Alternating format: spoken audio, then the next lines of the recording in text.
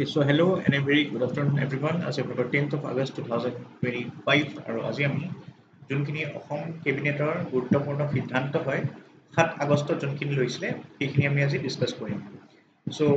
let's begin then. আৰু যদি আপোনালোকে প্ৰথমবাৰৰ বাবে চেনেলটো চাই আছে কাইন্ডলি লাইক শেয়াৰ সাবস্ক্ৰাইব কৰিব চেনেলটো আৰু যিমান পাৰে নিজৰ ফ্ৰেণ্ডছ চিনাকি এস্পায়াৰেন্স সকলৰ লগত শ্বেয়াৰ কৰিব যাতে maximum reach out হোক আমাৰ ইনিশিয়েটিভটো। Okay, so let's begin. So প্ৰথম নিউজ যদি চাই আপোনালোকৰ 7 তাৰিখৰ এই বৈঠকৰ হেতু হ'ল celebrating year of books in a befitting manner। ঠিক আছে, এটা চাও কেবিনেটে আপোনালোকৰ এপ্ৰুভ কৰিছিলে, আপোনালোকৰ চাগে মনত আছে কেবিনেটৰ যোনখিনি বৈঠক আপোনালোকে ৰেগুলাৰলি চাই আছে 2025ক as a year of books হিচাপে কেবিনেটে এটো এপ্ৰুভ কৰিছিলে আৰু আমি এই বস্তু দেখা পাইছো। ঠিক আছে, সো গভৰ্ণমেণ্টে কি স্টেপস লৈছে আমি ইয়াত ডিসকাস কৰিম গভৰ্ণমেণ্টে কি স্টেপস লৈছে যাতে ইয়াৰ অফ বুকসটো সাকসেসফুল হওক। ওকে, সো প্ৰথমতে কৈছে যে ফাইনান্সিয়াল সাপোৰ্ট প্ৰভাইড কৰিব two 1000 young writers। Okay, so 1000 young writers of 25000 টকাৰ ফাইনান্সিয়াল সাপোৰ্ট প্ৰভাইড কৰিব বুলি কৈছে। তাৰপৰে যদি চাই ফাইনান্সিয়াল সাপোৰ্ট দিব আপনাৰ 5 লাখ টকাৰ। ঠিক আছে, ইন ইচ ডিস্ট্ৰিক্ট এটা অসমত কেইখন জিলা আছে 35খন জিলা, প্ৰত্যেকখন জিলাত 5 লাখ টকাকে ফাইনান্সিয়াল সাপোৰ্ট দিব আৰু যোনবিলাক উপজিলা আছে ঠিক আছে যাক আমি কো ডিস্ট্ৰিক্টস বুলি কওঁ তাত 2.5 আধা ইয়াৰ মানে 5 লাখ প্ৰতিখন ডিস্ট্ৰিক্টত দিব 2.5 লাখকে যিমান কেইখন এতিয়া 78খন কো ডিস্ট্ৰিক্টস আছে তাৰ ভিতৰত আপোনালোকে জানে চাগে এতিয়া 12 আগষ্টত মানে পৰহিলে আপোনালোকৰ আৰু কেইখনমান কো ডিস্ট্ৰিক্ট লঞ্চ কৰিব, এতিয়া ইনগ্ৰেট কৰিব মানে অলৰেডি তাৰ ইনফ্ৰাষ্ট্ৰাকচাৰ কমপ্লিট হৈছে। সো এই 78খন কো ডিস্ট্ৰিক্টস আৰু 35খন ডিস্ট্ৰিক্টছত ওকে 5 লাখ ৰুপিজৰ মানে ফাইনান্সিয়াল সাপোৰ্ট দিব কিহৰ কাৰণে for organising book fairs. Okay, book fair আমি বহুত দেখা পাম। তাৰপিছত নেক্সট ওয়ান টাইম গ্ৰেণ্ট দিব অফ ৰুপিজ 1000 ইচ। ঠিক আছে, to the state government employees for purchasing books. এই যোনবিলাক আপোনালোকৰ বুক ফেয়াৰ্স আহিব তাত গৈ আপোনালোকে কিতাপ কিনিব পাৰে বা নিজেও অন্যান্য অনলাইন থ্ৰুদি আপোনালোকে বুকস কিনিব পাৰে। সো তাৰ কাৰণে 1000 টকা এটা গ্ৰেণ্ট দিব to each state government employees irrespective of whatever grade they are in. Okay, তাৰ উপৰি কৈছে books alongside gamosa to be presented as official gifts at government functions। এটা গভর্নমেন্ট ফাংশন বিলাকত আপুনি দেখিছে যে ধৰক গামোচাৰ সৈতে কিবা কিবি বেলেগ অন্যান্য বস্তু দিয়ে, ধৰক যেনেকৈ ফুল দিয়ে কিবা দিয়ে তেনেকুৱা বস্তুবিলাক দিয়াতকে কৈছে গামোচাৰ লগতে কি দিব এতিয়া এডিশনালি বুকস দিব। ঠিক আছে, তাৰোপৰি government of Assam will publish a book on late Dr. Bhupen Hazarika and distribute the same to eminent personalities and institutions of the state across the country। এতিয়া লেট ডক্টৰ ভূপেন হাজৰিকাৰ কণ্ঠ ভূপেন হাজৰিকা 8 ছেপ্টেম্বৰত আপোনালোকে জানে তেখেতৰ 100th বাৰ্থ এনিভাৰ্সাৰী আমি সেলিব্ৰেট কৰিম। ঠিক আছে, এক বছৰৰ পৰা 8 ছেপ্টেম্বৰ 2025 পৰা 8 ছেপ্টেম্বৰ 2026 লৈকে। আৰু গভৰ্নমেণ্ট অফ আসামে কি কৰিছে তেখেতৰ লাইফৰ ওপৰত এখন কিতাপ পাব্লিছ কৰিব আৰু এই কিতাপখন আমাৰ ভাৰতৰ যোনবিলাক ইমিনেণ্ট পাৰ্চনেলিটিজ হয় বা যিমান আপোনালোকৰ লাইব্ৰেৰীজ আছে across the country as well as across the state সকলোতে এটা কপি এনেকে গভৰ্নমেণ্ট অফ আসামে কি কৰিব ডিস্ট্ৰিবিউট কৰিব। Okay, so these are some of the steps taken to celebrate 2025 as the year of books. Next boost to investment. এতিয়া আপোনালোকৰ জানে চাগে ইণ্ডাষ্ট্ৰিয়েল যোনটো আপোনালোকৰ ইনচেন্টিভ প্ৰমোশ্যন যোনটো আপোনালোকৰ ইনিচিয়েটিভ আছিল ঠিক আছে 2019 যোনটো আহিছিলে তাৰ মানে অধীনতে আপোনালোকৰ 4টা কোম্পানীক আপোনালোকৰ মানে এৰাউণ্ড 1843 মানে 1843 ক্ৰ'ৰ্ছৰ কম্বাইন ইনভেষ্টমেণ্ট আহিব এই 4টা কোম্পানীৰ পৰা। ঠিক আছে, সো গভৰ্নমেণ্টে MOU সাইন কৰিছে এই 4টা কোম্পানীৰ লগত আৰু আণ্ডাৰ দ্য IIPA ঠিক আছে এই 4টা কোম্পানী ইনভেষ্ট কৰিব অসমত কিমান 1843 ক্ৰ'ৰ্ছ। ঠিক আছে, আৰু এইটো এক্সপেক্ট কৰা হৈছে যে আমাৰ অসমৰ যোনটো আপোনালোকৰ জব চিনাৰিঅ ইম্প্ৰুভ হ'ব। জব চিনাৰিঅ যদি চাই ইয়াত কৈছে যে 850টা ডাইৰেক্ট এমপ্লয়িজ ইয়াৰ দ্বাৰা জেনাৰেট হ'ব। ঠিক আছে,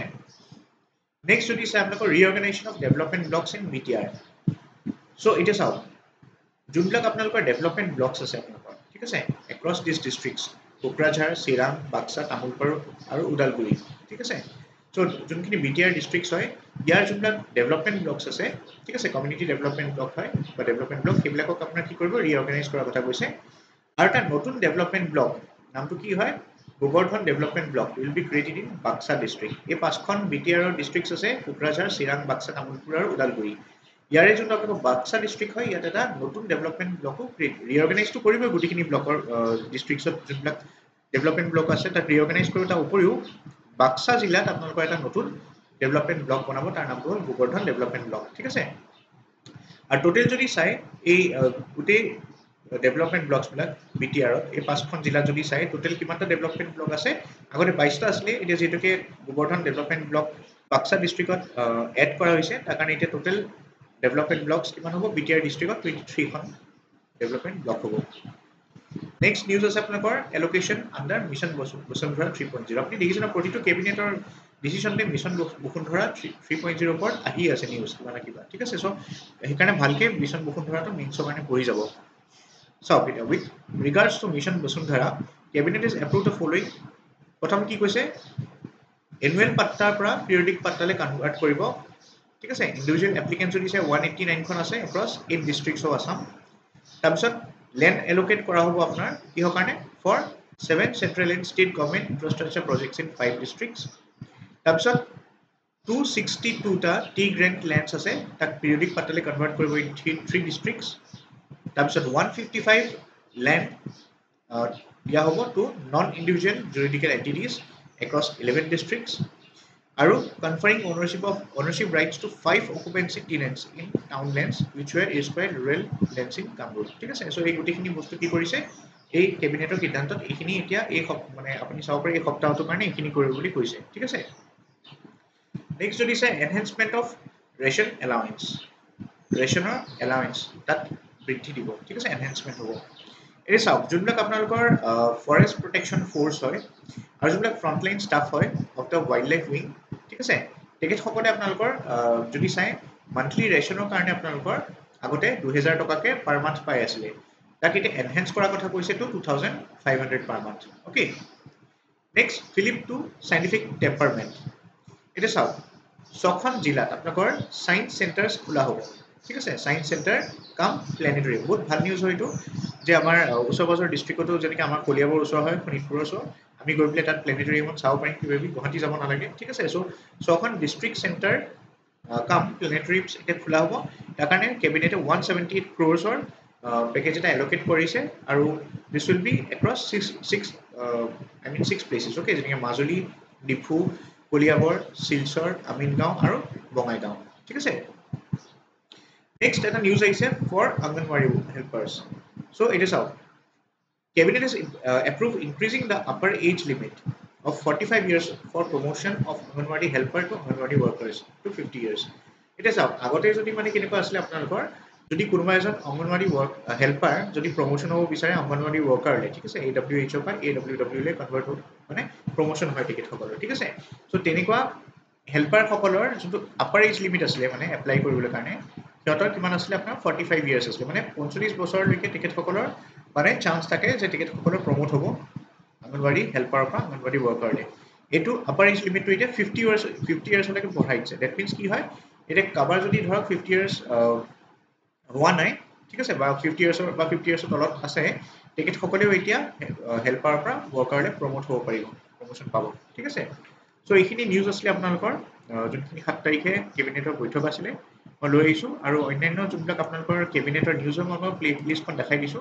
এই প্লে লিষ্টখনত আপোনালোকে গুটিখিনি বস্তু পাই থাকিব সো কাইন্ডলি ভিডিওছবিলাক চাওঁতে লগতে আগৰ যোনবিলাক মানে প্লে লিষ্ট হয় এইখিনিও চাব কাৰণ তেতিয়াহে আপোনালোকে বস্তুখিনি বুজি পাব ঠিক আছে নহলে মানে কি হয় আপোনালোকৰ অকন কনফিউজন হ'ব পাৰে যে কোৰ পৰা আহিলে কি পঢ়াই আছে ঠিক আছে মই সিৰিয়ালি প্লে লিষ্টখনত দি থৈছো আপোনালোকৰ যেনেকৈ মই ইয়াত আপোনালোকক প্লে লিষ্টখন দেখাই দিছো এইখিনি গুটিখিনি প্লে লিষ্ট হয় 1 আগষ্টত মই পাবলিশ কৰিছিলো এটো 31st লাষ্ট যোনটো কেবিনেট ডিসিশন হয় এটো আহিছিলে আৰু জুলাই মাহৰ এটা আগষ্ট মাহৰ 7 তাৰিখে হৈছে ঠিক আছে ইয়াত আপুনি সিৰিয়ালি পাব ডেট অফ পাবলিকেশনৰ হিচাপে এৰেঞ্জ কৰা আছে আপুনি নিজে ডেটটো চালে ইয়াত গম পাব যে আমাৰ ভিডিওছবিলাক প্লে লিষ্টত পুৰা এৰেঞ্জ কৰা থাকে যোনটো আপৱৰ্ড থাকে হেতু একদম লেটেষ্ট নিউজটো হয় ঠিক আছে কেবিনেট ডিসিশনৰ এটো লেটেষ্ট আছিলে এতিয়া মই আপডেট কৰিম এতিয়া 7 তাৰিখৰটো ধৰক 7 আগষ্টৰটো সো জুলাইলৈকে 31st আছে ইয়া এটো আপোনাৰ ইয়াতো চাব পাৰে 23rd হয়তো কেবিনেট ডিসিশন জুলাই 10 আৰু 18 একেলগত বনাইছিলো ঠিক আছে এনেকে জুনৰ হল 10 22 27 একেলগত বনাইছিলো 4 10 22 27 মানে এক মাহৰ একেলগত বনাইছো জুনত তাৰপিছত মে মাহত যদি চাই ঠিক আছে ডেট হিচাপে দি আছে চাওক আপুনি একেলগত বনাইছো কিছুমান একেলগত বনাইছো কিবা ইন্ডিভিজুৱেল বনাইছো ঠিক আছে সো আপোনালোকে এই ভিডিওছখিনি চাওঁতে কাইন্ডলি প্লে লিষ্টবিলাক চেক কৰিব ঠিক আছে যাতে আপোনালোকে বুজি পায় যে কেনেকৈ ৰিলেট হৈ আছে বস্তুখিনি ঠিক আছে so thank you for watching this video and have a great week days ahead